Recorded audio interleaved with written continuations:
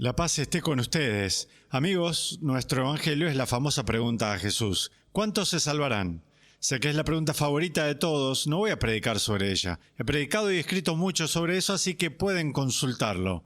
Pero quiero centrarme en la segunda lectura, que es de la maravillosa carta a los Hebreos que hemos estado leyendo, y es un tema que también es muy controvertido y muy importante. El tema del castigo divino. ¿Nos castiga a Dios?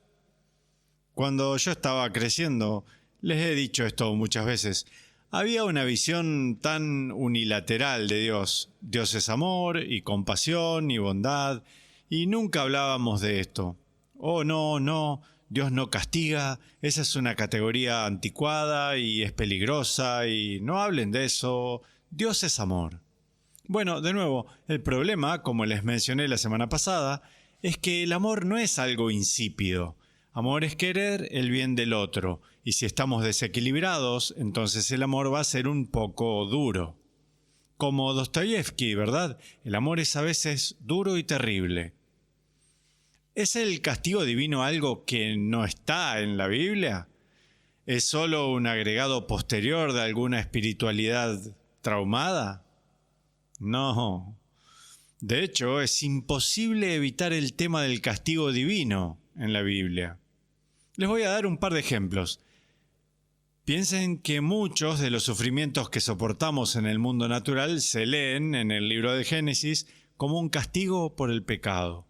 Piensen en la Torre de Babel, y la dispersión de la gente y la variedad de idiomas se ve precisamente como una respuesta en castigo al pecado. Piensen en el Arca de Noé, la destrucción del mundo que la Biblia interpreta como resultado de nuestro pecado.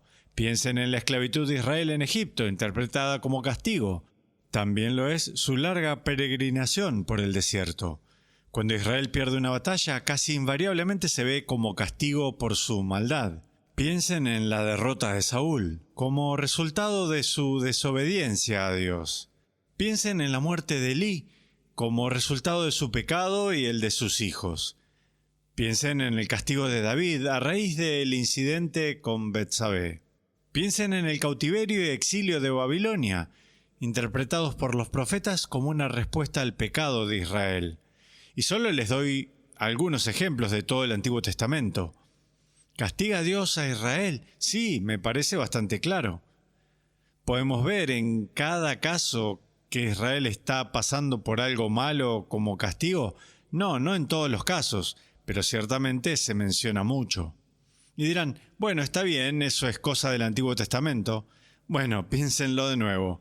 Miren lo que le dice Pablo a los Corintios, que muchos de ustedes están enfermos y muriendo debido a la forma en que se abusa de la Eucaristía, de la reunión eucarística.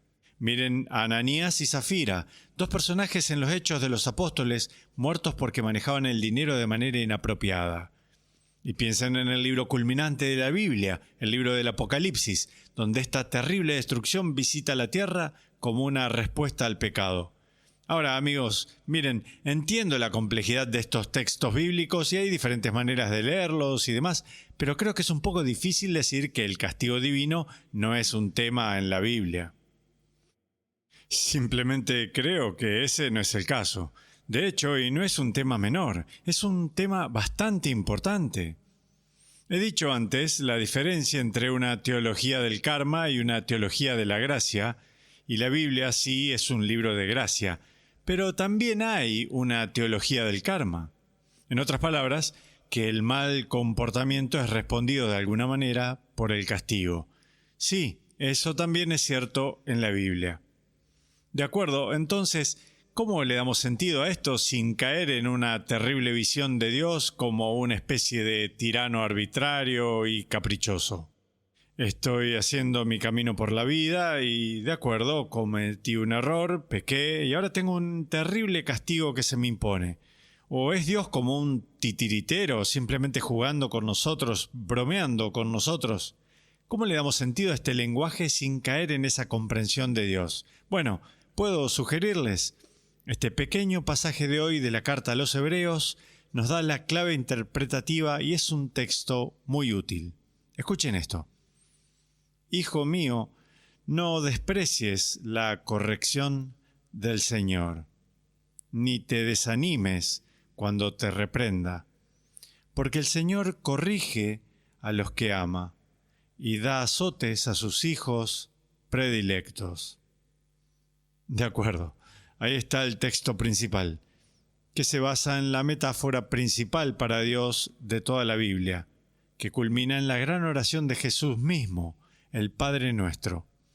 Que Dios se interpreta mejor no como una fuerza cósmica deísta que yace en la distancia, ni como un tirano caprichoso, sino que Dios se interpreta mejor como un padre, como un progenitor. Así que ahora escúchenme, especialmente los padres.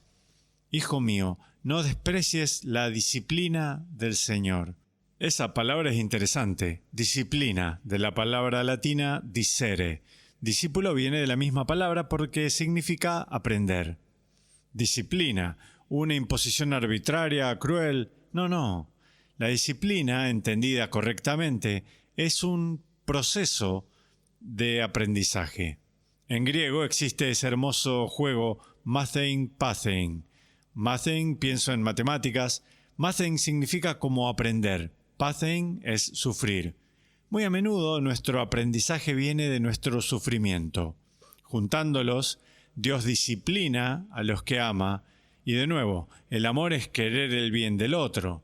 Dios quiere enseñar, quiere amar a alguien que está inmerso en el pecado, lo cual se verá y se sentirá como un castigo.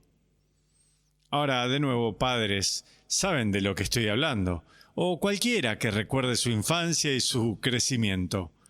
Piensen en un niño pequeño. Ahora comencemos con un niño pequeño que está haciendo una rabieta. Una rabieta significa que no consigue salirse con la suya, su voluntad está completamente en contra de lo que es mejor para él y para los que lo rodean, por lo que el padre dirá: es tiempo de una penitencia para ti. He visto a padres hacerlo, me parece un poco interesante cómo los niños cooperarán con ello. Penitencia y ponen al niño en la esquina y tienes que estar allí por 5 minutos o lo que sea. Pero, ¿qué están haciendo allí? Están deteniendo la resistencia de la voluntad del niño, lo están obligando a detener este comportamiento destructivo para sí mismo y para los demás. Están disciplinando al niño. Ahora, los padres que nunca hacen eso, todo lo que mi hijo hace es genial, nunca voy a ponerle una penitencia. Sí, bueno, bienvenido a la disfunción completa en ese niño. Piensen ahora en la Biblia. A Jonás se le dice lo que debe hacer por Dios. Ve al este por tierra, y Jonás fue al oeste por mar. Estaba teniendo una rabieta, si se quiere. ¿Qué hace Dios? El gran pez se lo traga. Bueno, eso es una disciplina de su voluntad. Es una especie de penitencia que detiene a Jonás en su rebelión y luego limita su libertad para devolverlo a donde Dios quiere que esté. Amigos, compañeros pecadores que me están escuchando, ¿podemos a veces entender el sufrimiento por el que estamos pasando como una especie de restricción divina de nuestra libertad para devolvernos a donde necesitamos estar? Ahora pasen de un niño pequeño a un niño mayor. Recuerdo cuando estaba en 6º grado, entonces, ¿qué edad tendría? 11 en 6º grado. Yo era un niño bastante predispuesto, por lo general me llevaba bien con las autoridades, pero una vez durante el invierno estalló esta gran pelea de bolas de nieve. Era el 6º grado contra el 7º grado, recuerdo, y fue una de estas cosas en las que todos se involucraron.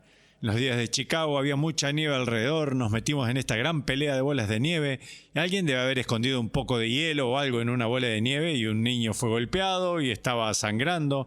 Finalmente salió la directora y era una hermana y dijo: está bien, quiero a todos los chicos de 6º grado, todos los chicos de 7º grado en mi oficina ahora. Y así recuerdo que nos alineamos un poco asustados de lo que iba a pasar. Ella tenía esta paleta y realmente no era tan dolorosa. Y vinimos uno por uno y luego nos dio un golpe. Ahora, no fue físicamente tan doloroso, pero fue humillante. Y el hecho de que lo recuerdo hasta el día de hoy, tantos años después, fue humillante. Y honestamente, nunca me volví a involucrar en una pelea de bolas de nieve así en la escuela. Me castigó de una manera que me llamó la atención y me di cuenta, sí, no voy a hacer eso de nuevo. De acuerdo, digamos que ella nunca hubiera hecho eso. Oh, no, nunca castigó a los niños, no, nunca. Bienvenido a la disfunción. Vayamos más allá en la vida. Adolescentes, 16, 17, y han estado bebiendo y conduciendo de una manera que es realmente peligrosa, para ellos y para los demás. ¿Un padre les quitaría las llaves? No puedes conducir durante el próximo mes. Estás castigado, no puedes usar el coche. ¡Qué cruel, qué caprichoso!